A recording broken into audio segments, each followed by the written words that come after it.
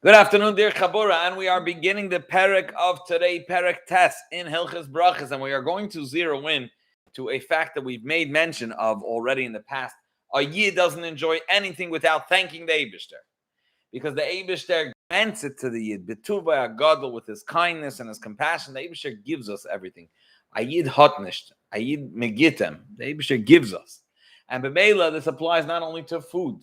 This, as we're going to see in this Perek, coming Perek, applies beyond food, applies to smell, fragrant smells, fumes that a Yid has flowers. He thanks the Eibush, uses the opportunity, and we'll see in the next Perek, which is going to discuss various occurrences on which we make specific brachas.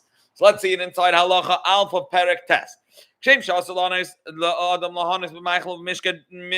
as we've said that a person cannot enjoy take pleasure in food or drink before blessing the Eibush, in the same vein, one is not allowed to appreciate an enjoyable smell, fragrant smell, without making a bracha. What is the way to go about this bracha? If what you are smelling, or the fragrance, the smell, stems in something that grows on a tree or a branch of a tree itself, and then it has mevarach boire atzib samim. We thank the Eibishter for creating fragrant trees. Atzib samim. If it's a plant or a type of grass, a type of that grows from the ground directly, mevarach boire isveib samim, the one that creates fragrant plants. If it doesn't come neither from the ground or from trees, rather, kigoina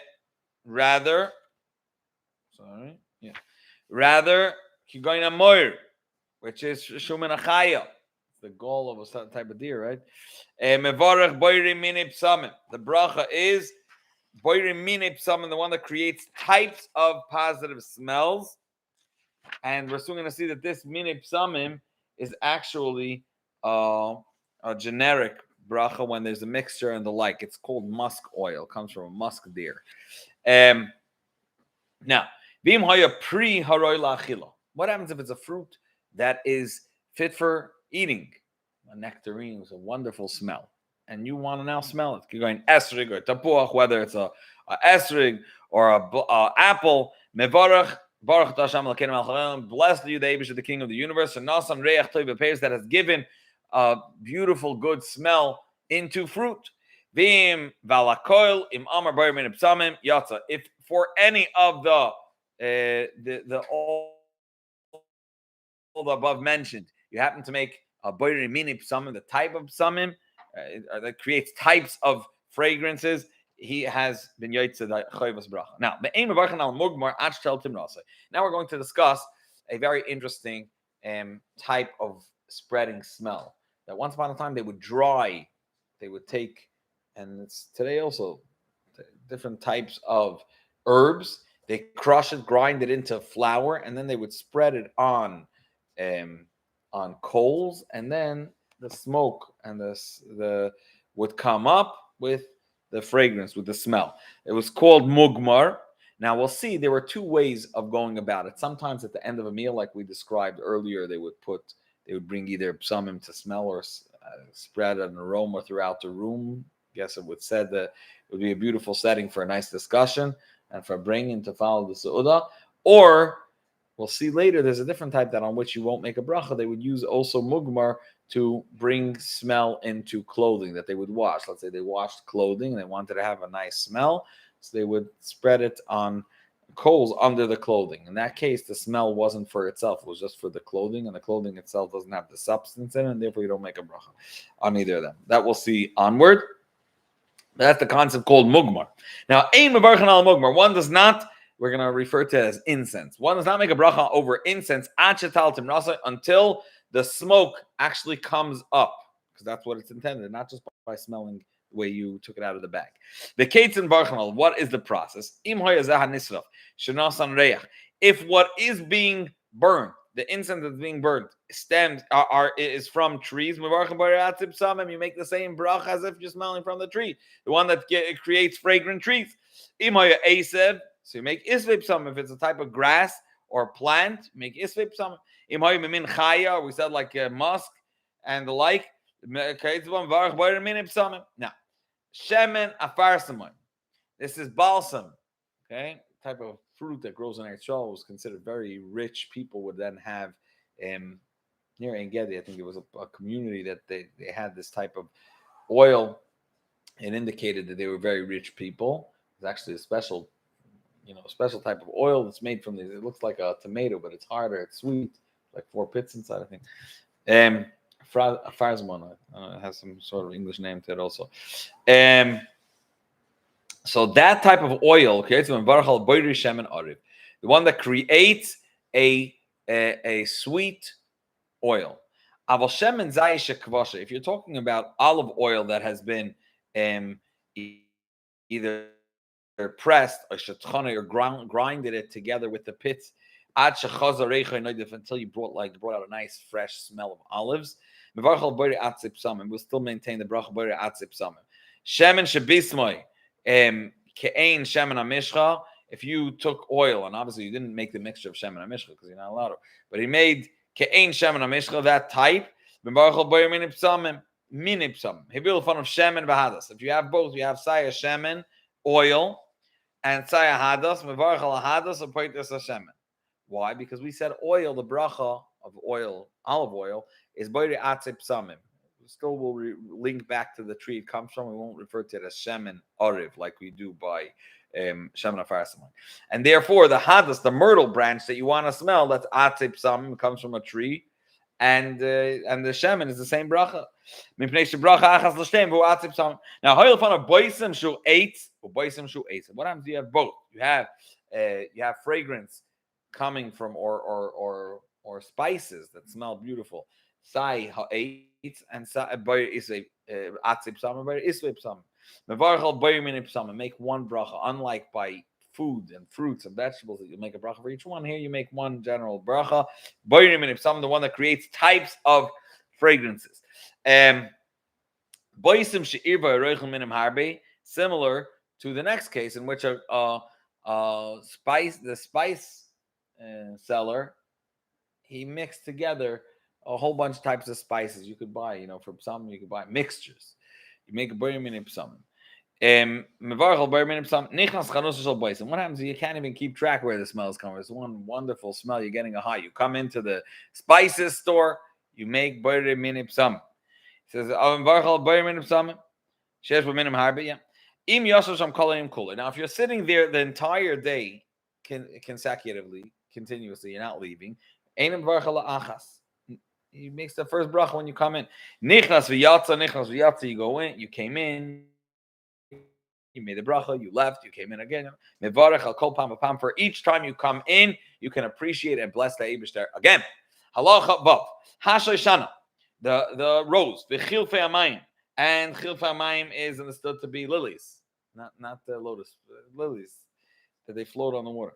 Mevarchen alem boire atzip sam. They have the bracha boire atzip sam. They're considered a tree. Nargis shalgina. Remember what this is. Nargis shalgina. I'll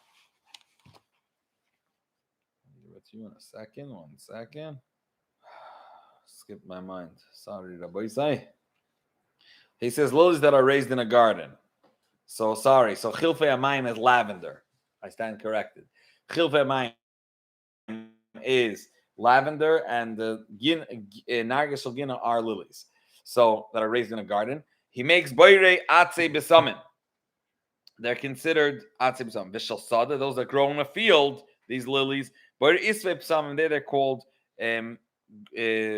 plants. Now havered, rose, umeya vered, and waters of roses that I guess either they're soaked in or they come out, squeezed out. Valavoina and frankincense, vamastiki, which is a type of the way they translate it's a rock of roses. It's like it takes on a smell. The kayetzabahen boire atzib. Some they're all called atzib. Some now shloisha min ereach toiv she'ein mevarchalim. There are 3 exceptions to this rule. three types of pleasurable odors and smells that one does not make a bracha on. The first one is reich tov she'asol lerech bo. It's a positive odor, it's a positive smell. Positive, it's fragrant, but it's also you're not allowed to smell it. The second one is reich tov she'asol lahav reich ras, like deodorant. It's there to take away a negative smell. It's not there because you want to smell it. And the third, shaloi nasal reich ba'atzma shel reich zeh. It wasn't intended that you should smell this smell itself, rather for a different. It's here to add smell in the clothing, like I described the mugmar. In which cases you won't make a bracha. Let's see it inside. Kate, the Rambam spells out these three types. Besamim shel akum, whether it's fragrance and the besamim, spices that are by goyim, and which are affiliated with idol worship, or even perfume that's worn by someone that one is not allowed to have relations with. You don't make a bracha when you're not allowed to. It's a mitzvah. What are you going to bless the Eibishter for something you weren't allowed to be there? You don't know to do it. Besamim shel mesim. There's certain besamim that they would put by those that are dead to take away bad smell, or like those canes that they put in the bathroom. Oh, it's a perfect example. Besamim shel beis hakisei. They have to take away a negative smell. You can't make the bracha in the bathroom anyways. But beshemen sha'aseh lahaver azuma, or oils that are there to ointments that they're there to take away, like deodorant, to take away negative smells or dirt. So let's say the soap that's there for soap is an example for the third one. They did take away a bad smell. Mugmar. This is the spice, the incense that you burn. They're there to bring a nice smell, positive smell into vessel, kalim, different vessels, or vesabgadim or clothing. It wasn't brought here or created or prepared to smell the incense itself. Rather, it's there to smell that the clothing should smell good. And when you're smelling the clothing, there's no substance to it. It's just a smoke. And even if you smell the clothing, it's just the smell without the substance. And this actually, I believe, applies also to all these hand sanitizers or these or soaps. They're either lahaver reach ras, so then you don't make a bracha, or even if they're there to give a positive scent to the hands, but not because you want to smell it, rather you want to smell. You want your hands to smell good, then it's not there to smell the source. Halacha test, the final halacha for today. Person's going by, he sees a whole party of goyim. You smell a positive smell, you don't know that it's from idol worship, or this is incense that's being burnt in front of you. You don't know that to be the case, but still, we do not make a bracha. Stam, when you see idol worshippers gathering together and celebrating, it is connected to their deity. If you're walking outside of a big city, you smell a good smell. You could go based on the majority. If the majority are goyim, you may have to assume that it's connected to Avodah Zarah. If the majority are Yidden, you make a bracha. If something that you would make a bracha on is mixed into a smell that you wouldn't make a bracha on. For example, let's say you're walking near a city and you're smelling the smell. There's a fragrant smell coming, I guess, they're burning incense in the city. And also there's a beautiful patch of herbs that have a beautiful smell or flowers. So there's a mixture. You're going to go on based on the majority. If you know that this is a huge patch and outside it doesn't sound like it's a party from so many people, it's probably much less, then you can make the bracha because you go based on the rov. The rov is a davar hamutar. That's an example. Hoilchin achra. Rov, thank you so much for being with us. Special chabura, dear chabura.